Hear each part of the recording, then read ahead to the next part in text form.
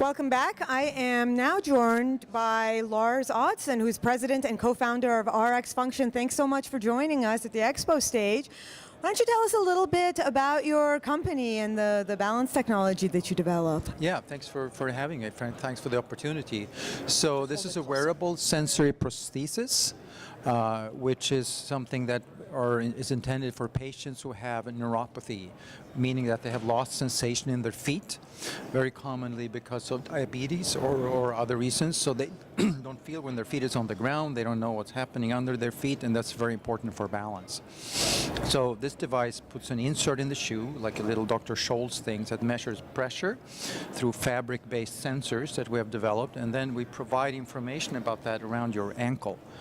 And that gives you vibration to the skin, which essentially is like bumping into something. So when they move around, they all of a sudden feel again, and they walk better, they stand better, and they function better. And we're doing a study with the VA here to demonstrate the benefits for these patients. Sounds like a very intelligent device. So in the prior to this innovation, what kind of products were available for patients that had these challenges? Not much like this, because it's sort of one of these things that technology has caught up to what we were able to do in a research lab many years ago. We initially proved this concept with a desktop computer and a force plate, so you couldn't walk around with it. But the concept of measuring your force and then having feedback, that we demonstrated a long time ago in an academic environment and demonstrated that. But now, small effective batteries, processors are smaller and cheaper and faster, vibrators through all the small motors we have in pagers and phones and so on, all of that sort of converges and now allows us to make something that patients can bring home and use. So what would you say we've, as part of our virtual policy forum, as the name suggests, have had a pretty significant focus on policy dimensions. We're curious to know, what are the policy obstacles that you face with the innovations that you're creating? I imagine there should be quite a number with respect to accessibility and affordability of the technology. Absolutely, and if you go to policy, we can talk in terms of medical regulatory and FDA, which is always a challenge for medical devices of any kind. This technology has been down-regulated actually by the FDA. It's called now a Class 2 exempt device, so it's somewhat simpler to get to market, but it's still very challenging. This device, which has silicone, it has ABS plastic, it has polyester, and it has EVA foam that touches the individual that holds it. We had to go through testing on guinea pigs. I think 21 of them were sacrificed because we needed to show that it doesn't give them a skin rash. But still, these inert materials that we have around us essentially every day, there's ABS plastic probably here, and we have EVA foam in shoes everywhere. So we still have to pass those really challenging hurdles, which makes it very expensive for startup companies to be able to bring this to patient benefits. So that's one policy that I think could be adopted even further than it has been, that some of these very, very low-risk technology can be easier to be accessible to patients. And would you say that in that regulatory realm with the FDA pathway for medical devices, that there are novel challenges that are in some of these more smart, sophisticated type devices versus sort of the standard? Yeah, I think they're novel because now with the technology changing, things become wearable that didn't used to be wearable, and that there are new materials then that might become into contact with the skin. So there's some testing that we need to do there, but there are also some materials are very, very common in everyday use, we know are safe. I don't think we should have to go and sacrifice animals necessarily to test that. That seems overly silly, and the regulatory industry are very happy because they're making money off of this, of course.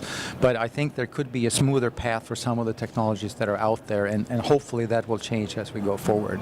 What about on the sort of the investment end of the equation? How's that policy environment been for you? Absolutely. No, so I have a few other hats. I'm a researcher. I also I teach in the medical device innovation at the university, a great program. I put a plug for that, medical device innovation at the Technological Leadership Institute. I work with students on various entrepreneurial activities. I've been a judge for 4 years now, I believe, in the Minnesota Cup, which is a great business-wide business plan competition here. So I see a lot of this early innovation that doesn't go anywhere. So it's really challenging to find that risk investment funding, and I think especially in the upper Midwest, there's sort of risk-adverse culture here in a way that makes it really challenging for these early ideas to take root and get the funding they need to get to market.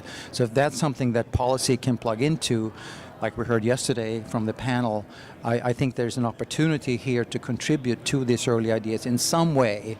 That I'm a researcher, I can write grants and get funding federally, but many of these other great inventors may not have those experiences, don't know how to navigate that.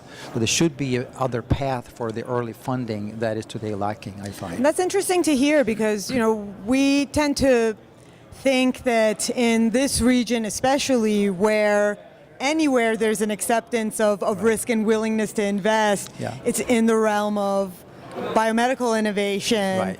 And so that's an interesting perspective that those challenges exist even in that arena. I think it does, and historically here, before I moved here in 2007, high tech used to be here with control data and Cray Computers was here. The very top edge computer industry was here. It disappeared for reasons that I don't know completely about. But it would be interesting to understand if that had anything to do with this lack of risk investment capital that's now sitting in Silicon Valley, essentially. So there are other dynamics that play into this, but I think we're lacking this early investment risk willing fund to help early innovators. Well, hopefully the legislative panel that we had yesterday started some engagement among lawmakers on some of these issues. And there was a good discussion. I had a question lined up, but time ran out. So well, we will certainly create other opportunities and forums to make sure that our lawmakers are hearing these perspectives. Yeah, Thanks again for Thank you for joining opportunity. us.